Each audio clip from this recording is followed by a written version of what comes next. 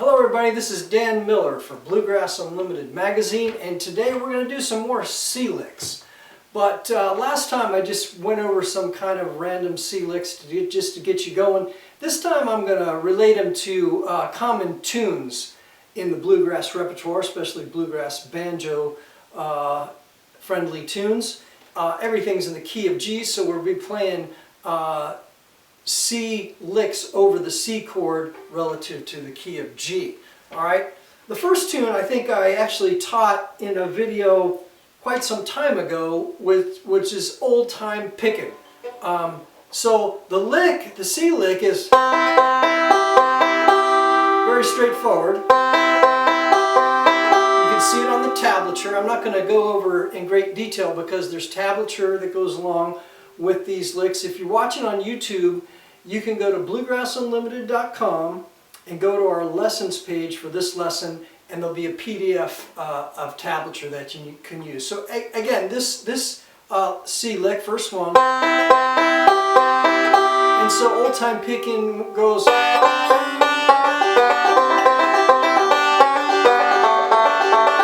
So that's how it fits into the song, and you know that lick is something that you can throw into other tunes as well. It's a good little lick to use. Okay, the second lick is going to be the song for the song Wildwood Flower. It goes like this. Okay, so in the second part of Wildwood Flower we go. Okay, so that's how it fits into that song. I'm going to show you these things related to songs, because you'll see a lot of them are real similar. A lot of them are using this alternating roll with the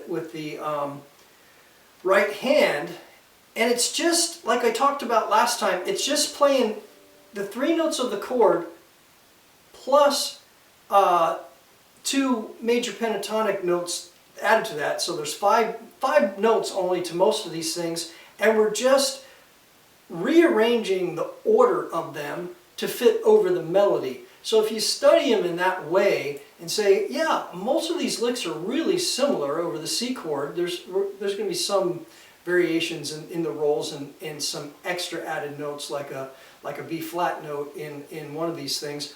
But other than that, they're real similar, and the variation of which strings you use are just going to be going along with the melody of the song. And so that's kind of going to be the way that you fit these things into each different song that you might play, instead of just saying, oh, here's a C lick I'm going to throw over the C chord.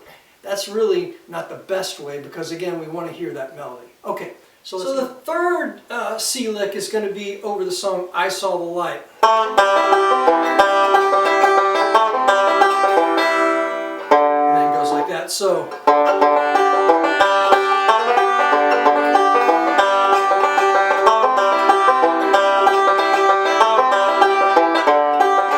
so that's how it fits into the context of that song, I Saw the Light.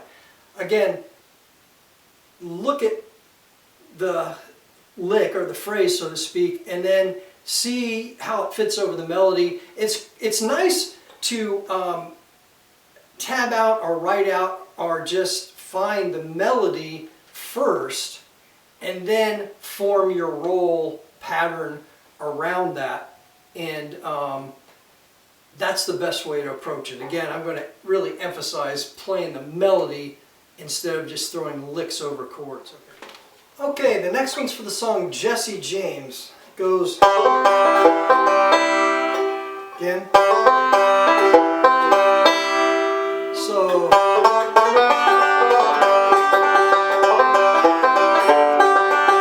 okay, so that's in the A part. Now that lick was in the A part of Jesse James. The B part starts on the C chord, so it goes. Okay,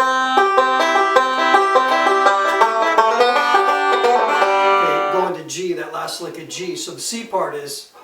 And then G part. Alright, so those are the two C licks. One for Jesse James, one is in the A part, and the next in the B part. Now we're going to take a look at John Hardy, which is a tune in the key of G, but it starts off on that 4 chord on the C.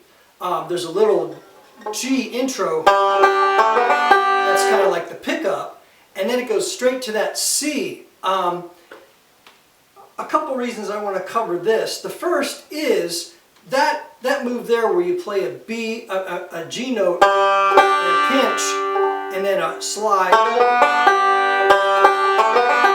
That's a good move into the C chord on any kind of thingy that you might play, especially like backup. When you go and then go right to that C note as a quarter note. That's a good way to move from a G chord to a C chord. I use that a lot when I'm playing backup especially.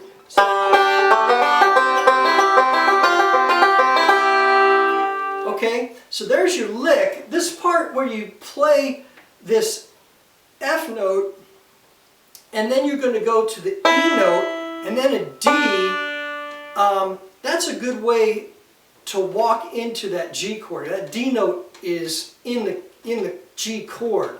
So another way you can do it is just walk down that F, E, D as quarter notes. You can go.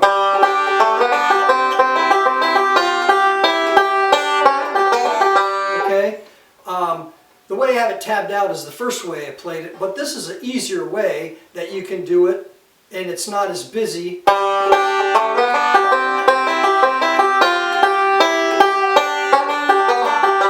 Okay, so again, it's that walk down from that F to the E to the D that is moving the listener's ear into that G chord change. So that's kind of a cool way. So this is going into C, and this is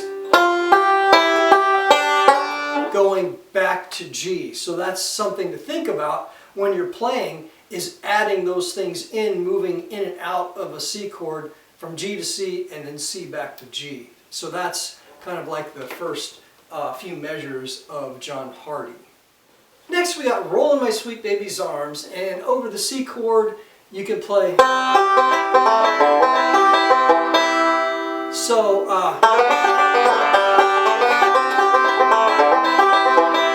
okay, so that's using a forward-backward roll. Mostly what we've been doing up to now is kind of like alternating roll over the C chord. This is going into that forward-backward roll, so you can add that to your repertoire too.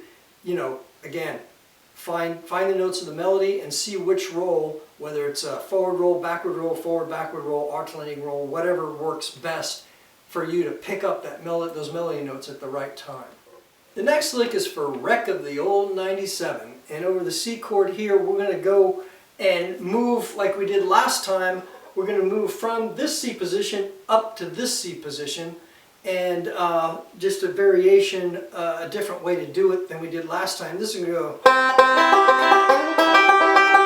That's your lick right there. Now in the context of the song, we have it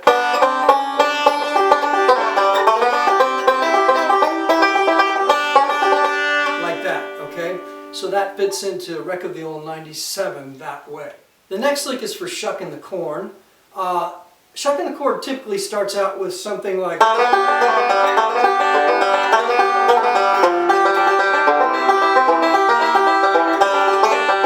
okay, so that C lick is something that we did last time. This I want to show you a different lick that kind of comes in. A lot of people will play something like this, like the second time through Shuckin' the Corn.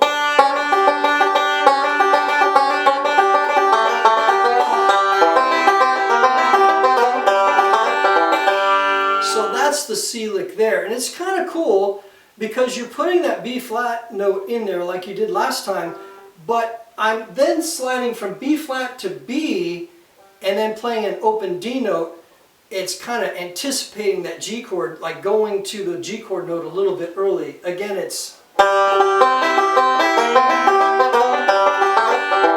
like that. So that's kind of cool. You can look at the tab there, but I'm hitting that G note, playing that B flat note, and then sliding up and then playing that open D, and then going into the G chord. So that's kind of cool. That's a nice lick to try to throw into Shucking the Corn. The next lick is for Worried Man Blues. Goes like this. So in the context of the tune, it'll be something like this.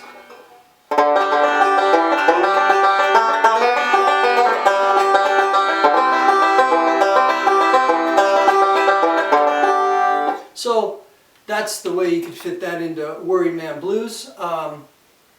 And that's it for today.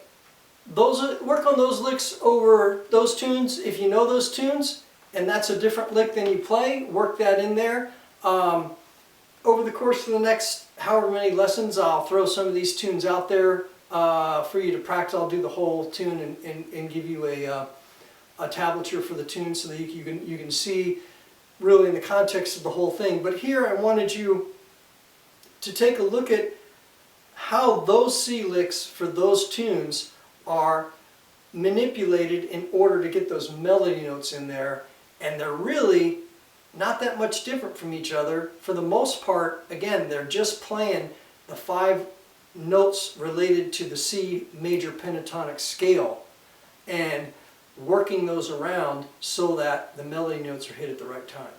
So work with those. If you know those songs, and those are different C licks than what you play, you certainly can use those.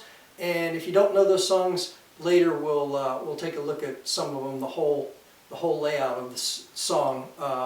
Maybe next time I'll do 1 or 2 of them, then we'll go over D licks, and then maybe we'll throw in a few more of those tunes. All right, for now, this is Dan Miller for Bluegrass Unlimited magazine. We'll see you next time.